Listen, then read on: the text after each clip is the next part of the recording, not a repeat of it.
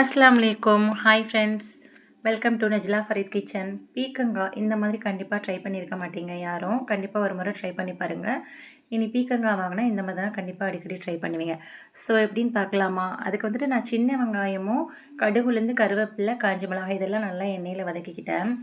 So நான் வந்துட்டு வெங்காயம் இதெல்லாம் சேர்க்கும்போது கிளிக் ஆகலை. ஸோ அதுக்கப்புறம் தான் கவனித்தேன். சரி நல்ல வேளை இப்போவாது கவனிச்சுமே அப்படின்னு சொல்லிட்டு வெங்காயம் மட்டும் தான் சேர்த்துருந்தேன். ஸோ அதுக்கப்புறம் கட் பண்ணி நல்லா வெங்காயம் வெந்ததுக்கப்புறம் கட் பண்ணி வச்சுருக்கிற பீக்கங்காய் வந்துட்டு நான் ஒரு 1/2 கிலோ சேர்த்துருக்கேன்.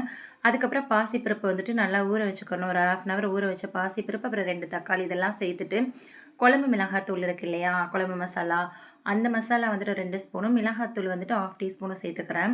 ஸோ உங்களுக்கு வந்துட்டு காரமாக இருந்துச்சுன்னா, உங்களோட குழம்பு மசாலா வந்துட்டு காரமாக இருந்துச்சுன்னா நீங்கள் வந்துட்டு மிளகாத்தூள் சேர்க்க வேணாம். ஸோ என்னோடது வந்துட்டு காரம் கம்மியாக இருக்கிறதுனால நான் மிளகாத்தூள் சேர்த்துருக்கேன். ஸோ உங்களுக்கு காரம் பிடிக்கும் அதிகமாக அப்படின்னா ஸோ 1/2 டீஸ்பூன் நீங்கள் மிளகாத்தூள் சேர்த்துக்கோங்க.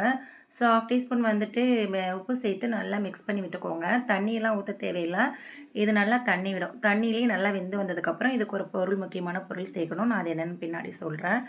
ஸோ இதுக்கு வந்துட்டு சப்பாத்தி, ரைஸு, இட்லி, தோசை, பூரி எல்லாத்துக்குமே செம்ம சூப்பராக இருக்கும்.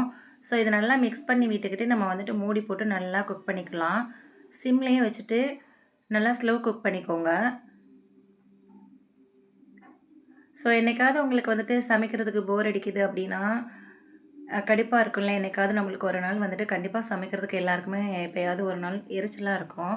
ஸோ அந்த மாதிரி டைமில் நீங்கள் வந்துட்டு இந்த மாதிரி பீக்கங்காய் வச்சுருந்தீங்கன்னா கண்டிப்பாக இது மாதிரி ட்ரை பண்ணி நீங்கள் ஒரு அப்பளம் மட்டும் பொரிச்சுக்கிட்டா போதும். அப்பளம் வித் முட்டை ஏதாவது பொரிச்சுக்கிட்டா நம்மளுக்கு ஈஸியாக இருக்கும். ஸோ ரைஸ்க்குமே வச்சு சாப்பிட்றதுக்கு செம்ம சூப்பராக இருக்கும். கண்டிப்பாக ஒரு டைம் இந்த மாதிரி ட்ரை பண்ணுங்கள். இனி அடுத்தடுத்து நீங்கள் கண்டிப்பாக இந்த மாதிரி தான் ட்ரை பண்ணுவீங்க. ஸோ அடுத்து ஒரு முக்கியமான பொருள் சேர்க்கணும்னு சொன்னேன் இல்லையா, தேங்காய் பால் தான். ஸோ கெட்டி தேங்காய் பால், தலை தேங்காய் பால் மட்டும் நான் சேர்த்துக்கிறேன். ஸோ சேர்த்து இதையுமே நல்லா மிக்ஸ் பண்ணி விட்டுட்டு நல்லா இது வந்துட்டு வற்றி வரணும். உங்களுக்கு எந்த கன்சிஸ்டன்சிக்கு வேணுமோ அந்த மாதிரி நீங்கள் வந்து வற்ற வச்சுக்கோங்க. ஸோ நான் ரைஸுங்கிறதுனால கொஞ்சம் வந்துட்டு நான் கெட்டியாக வச்சுருக்கிறேன்.